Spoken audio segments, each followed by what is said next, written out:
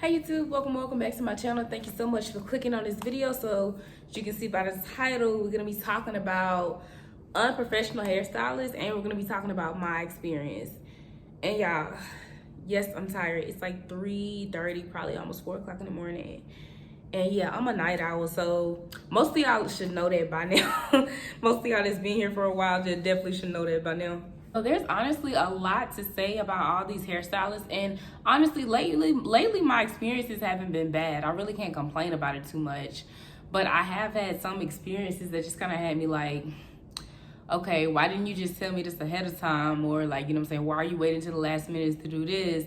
So one of my experiences that I remember off the top of my head, I was about like 18, 19 years old. This is when I was going to my local community college. And I asked my aunt to do my hair, and I was like, could you do my hair this day or whatever after I get out of school? And I think she said something like, yeah, I'll see, or either she said yes, one of the two.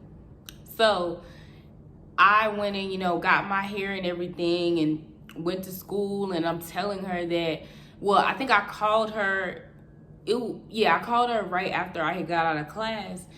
And I was just like, hey, are you still able to do my hair? And she was like, oh, I wouldn't be able to do it today. And she was like, have you even taken out your hair yet? I said, no, not yet. She was like, well, you got to take out your hair and wash your hair tonight. And now that I'm older, I'm understanding. It's just like, I could have at least taken my hair down. But I'm going over to my aunt's house, so I wasn't just planning on just getting my hair done and up and leaving. When I went over to my aunt's house, I usually would spend the night. So I'm just like, okay, she's not gonna mind if I come over and I take my hair out. And then I was assuming she could help me wash my hair, like she could wash my hair.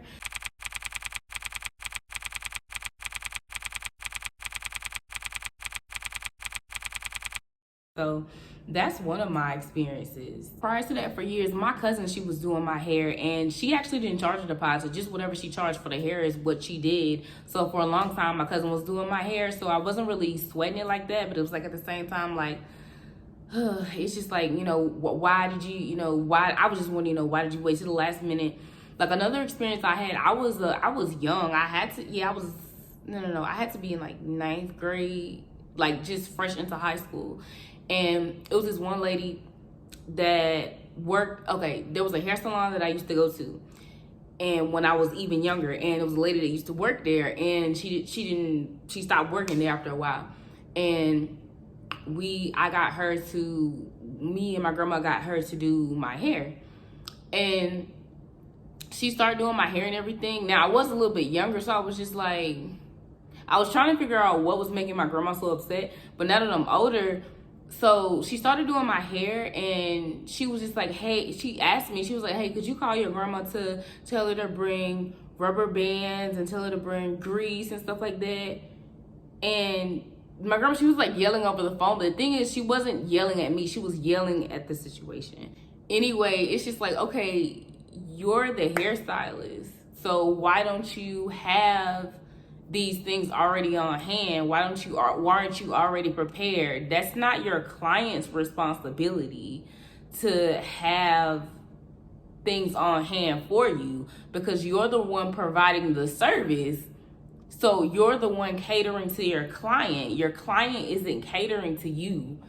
Like, yes, it works both ways, but you're the one providing the service, because if they already knew how to do this service on their own, 9 times out of 10, they would have already done it. Or just because of the luxury. The beauty industry is a luxury. Sometimes you do know how to do things on your own, but you rather just get the service of getting it done. Like, actually getting something done is just different from you doing it yourself. I don't have too many crazy stories as far as hairstylists. Honestly, recently, within the past like 2 months, was the first time that I actually sent a deposit to get my hair done. I would have my times to where I would occasionally look for a new hairstylist. Like, I feel like I made it a backup hairstylist just in case my cousin's not able to get me, or just in case, whatever. I feel like I do need another backup hairstylist. But I would be scared to try new people, because I'm just like, well, how do I know this person is reliable?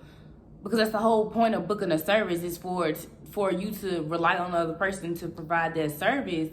And even recently, like anytime that I look up like hairstylists within my area, I get very nervous because I'm just like, well, for one, I don't just look at okay, are they gonna be late? Are they gonna cancel at the last minute? I'm also looking at how high your deposit is, because for me, there's a minimum that I'm going to pay for my deposit. Like not this hair appointment, but my hair appointment before that, I only had to pay $25 for a deposit. That's a reasonable price for a deposit. I feel like $50, $70, $80, that's kind of stretching it, because I have to pay the deposit and I also have to pay for the service. Now, I work in the beauty industry, so I understand charging a deposit because that's saying they're on their end, they're making sure that you're coming to your appointment too and that you're doing your part. And I definitely understand, you have to have rules set. You can't just let people do whatever they want, but at the same time, the way you move in a business, you still cannot do whatever you want either. A lot of people think that just because you work for yourself, they're like, working for yourself, yes, it's a lot of fun. The freedom is just amazing. That's my favorite part, the freedom. I just love the freedom of making my own schedule, what fits best into my regular everyday schedule. But at the same time, I always got to remember I'm providing a service, or that you're providing a service. So if you say you're going to do something, you have to stand on it. You have to be reliable. Back a few months ago, I took a beauty class, and it was literally just me and one other girl in the class. And our instructor, she was saying, I remember her vividly saying this. She was just like, non-refundable deposit is illegal. The only way that it could be, the only reason for it to be non-refundable, or the only way that it can be non-refundable, that's if the client cancels. So if you schedule with the hairstylist and you cancel, that means your deposit, like you can't get your deposit back. But a lot of times they'll switch the roles, and like, yes, I noticed, because she was a licensed esthetician, and I actually never even knew that. And to be honest, I don't think that a lot of people even know that either. This is just advice for anybody in the beauty industry, specifically talking about hairstylists, but anybody that works in the beauty industry, because the thing about it is just, it's some bomb hairstylists, it's some bomb nail techs, it's some bomb estheticians, lash artists. I have seen it, and I love to see it, but we need to see more of it. Like, we don't see enough of it. We really don't. But I will go ahead and say, schedule your clients around your schedule. Like, you know your schedule. So are you really willing, like, you got your booking site open for 7 o'clock in the morning. Are you really willing to get up at least by 5:30 to have everything set up, to make sure you've taken a shower, to make sure you brushed your teeth, anything that you need to do?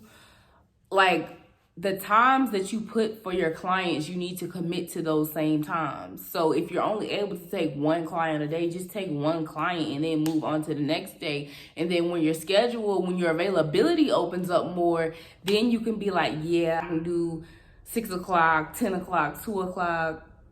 And also give space between your clients. Like, don't schedule back to back to back to back. Give that little extra time to where you need to set up, to where, or they may be a few minutes late and you got everything so crammed together. And I've heard a lot of women say, they were just canceled at the very last minute. And I was just like, wow, it's just, like I said, I've had experiences, but I can't say I've had multiple crazy experiences. I be seeing y'all be going in, and I be like, dang, like, I've had my experience, but like, y'all be going in, and I be like, I can't blame you, I really can't. And it's all about prioritizing. Just prioritize your clients. Like, I feel like there's no excuse for you to let somebody know 30 minutes before their appointment. Because, I mean, when you think about it, when you might need a day to where you need to call out of work. Like, are you going to call, like, if you got to be at work at 5 o'clock, are you going to call at 4:30 saying that you can't come in? Or are you going to at least call by 2 o'clock and let them know? I mean, yes, little things do happen, but if it's on multiple occasions, that's what I was trying to say. If it's on multiple occasions, then that's something that you need to fix. Like, yes, little things do happen, but if these are like multiple people saying the same thing, it, you know, it needs to change. So yeah, that's all that I got on that. And yeah, I just had to give my experiences and my opinions with that. And y'all comment down below y'all's experience. Thank y'all so much for clicking back on this video. And yeah, y'all see the bags under my eyes, like. But yeah, y'all, thank y'all so much for tuning back in. And make sure you like and make sure you comment and make sure you subscribe. And I'll see y'all in the next video.